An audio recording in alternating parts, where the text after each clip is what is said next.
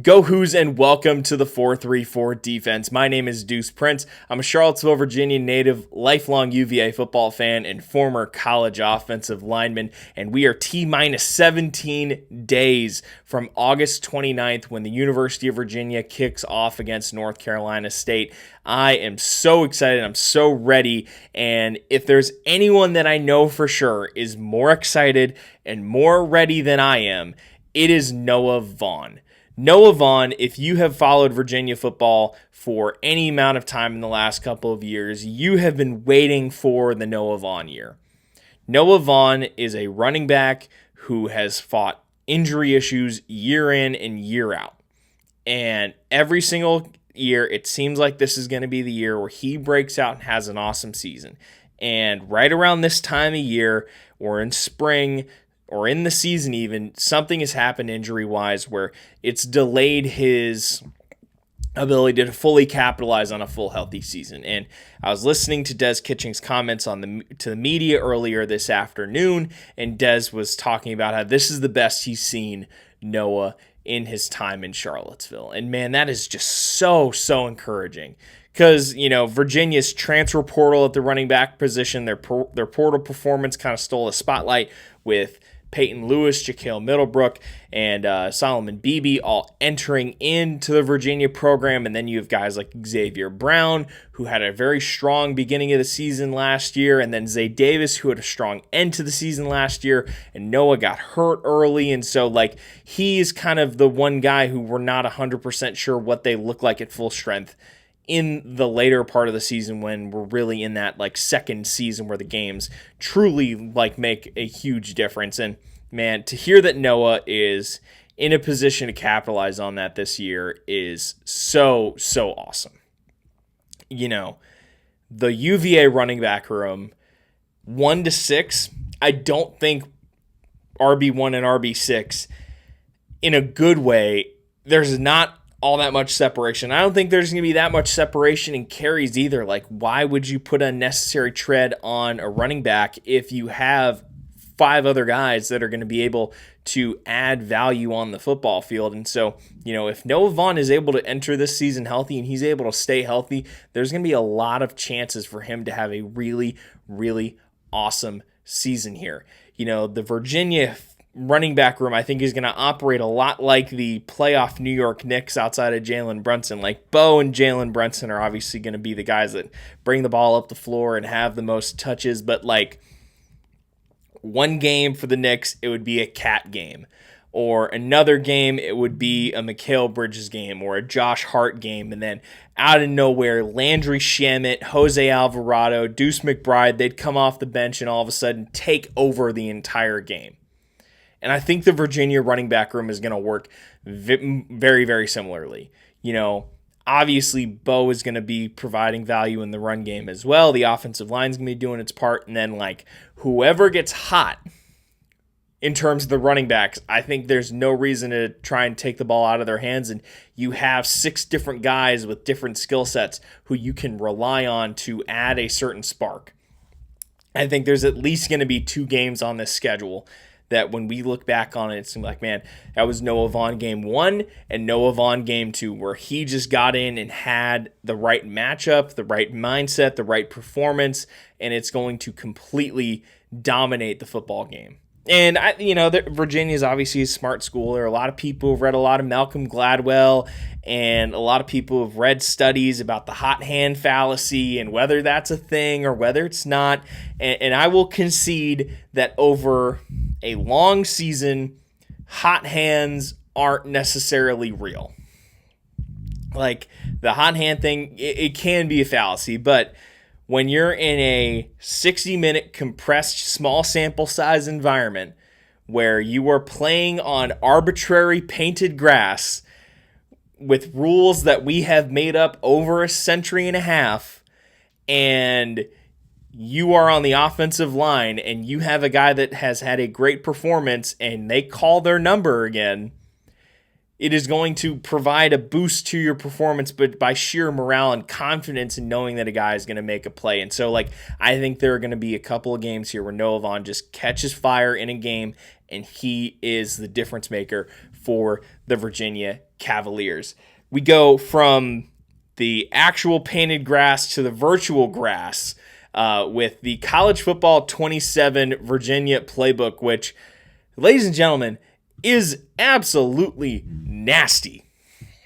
I don't know if you've played much College Football 27, but if you have and you've defaulted to the Virginia playbook, you've probably been the most pleasantly surprised you've been in a long time with how good this playbook is. Obviously, it has a ton of really fun 11 personnel formations, a lot of good RPOs, a lot of good passing and running concepts. The direct snap is in the game, and you can actually run a lot of the direct snap concepts that Virginia ran in 2025 in the game in College Football 27. So, this is something that has kind of broken Virginia containment. If you follow the College Football 27 community to any extent, you will see plenty of tweets where they're like, man, this Virginia playbook is awesome. And man, when's the last time we've been able to say that as a fan base? Be like, man, when I load up the game and I get on the sticks, we have one of the best playbooks in the game. And that is actually, I think, a credit to Des Kitchings. A lot of Virginia fans have had a love-hate relationship with Coach Kitchings over the years.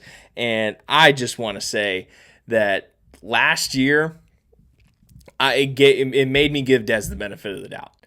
And while the virtual playbook and the real playbook isn't necessarily a thing, it is an interesting barometer of how the college football world feels about your offense, that they give you a good playbook like this. Obviously, the Scott Stadium hasn't changed a whole lot. We haven't had a whole lot of new traditions come up in the last couple of years. So, there's not a lot that changed from College Football 26 to 27 for Virginia, but the playbook definitely was a step up. The one thing I wish we did have in College Football 27 for Virginia was a little bit more 21 and 12 personnel formations.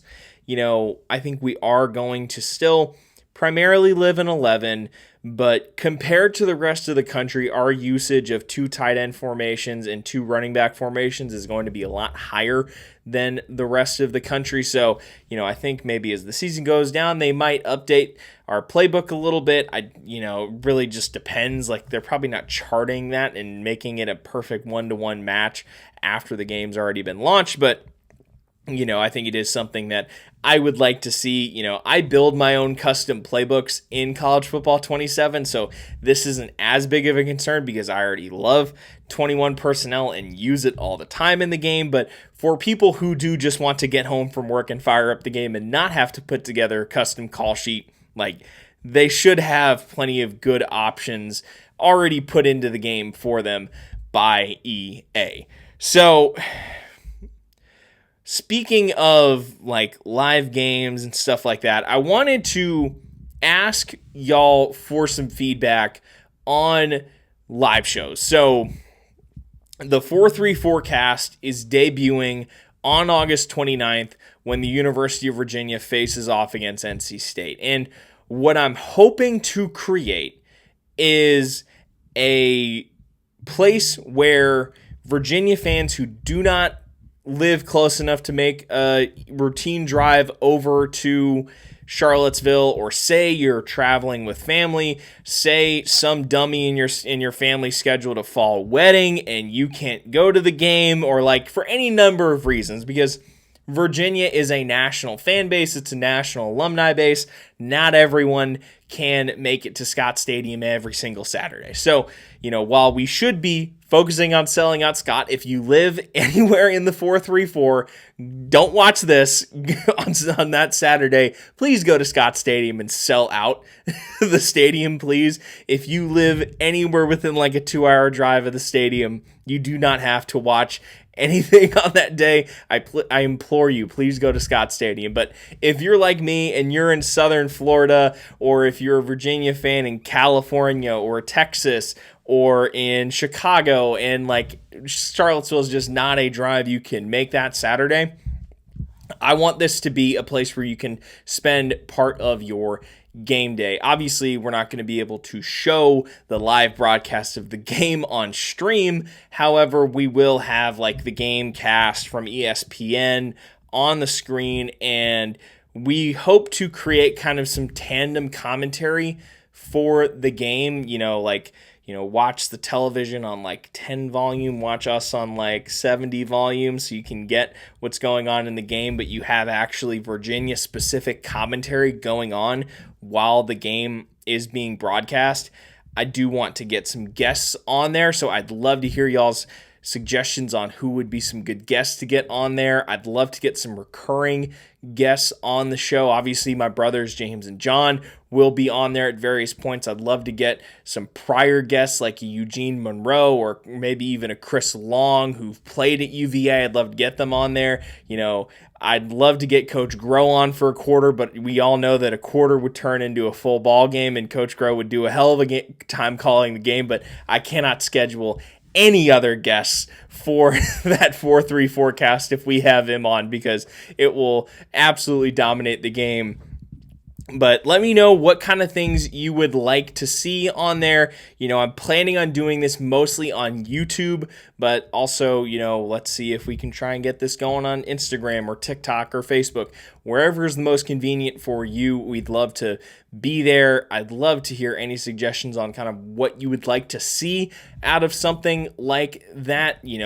We want to be the place where you not only prepare for the Virginia game, try and learn a little bit more about what Virginia's doing, about what our opponent's doing, have some fun, as well as be with us on Saturdays as we kind of prep for the game, watch the game, and then we'll stick around and go through the Hawaii slate if we want to. I love college football, and this is something I'm super excited to do. So please let me know down in the comments what you would like to see on that 4-3 forecast. I want to make it something that's not just for this channel. I want to make it something that the entire Virginia community can gather around and rally around on game day. If you cannot make it to Scott Stadium, which if you can, once again, sell out Scott Stadium, please. There's nothing that I want more to see than ESPN to show the Blue Ridge Mountains and just pan over to a packed to the brims, about to burst orange crowd at Scott Stadium.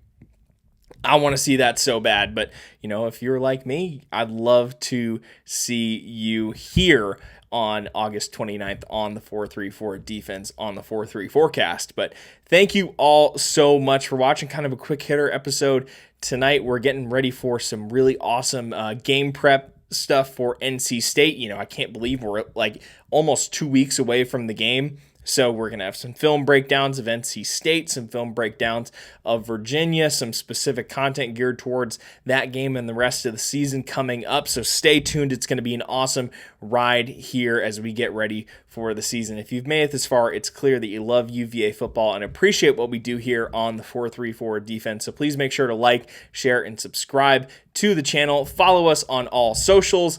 Be sure to comment down below what you'd like to see in the 4-3 forecast. Thank you all so much for watching. Have a great night and go Hoos.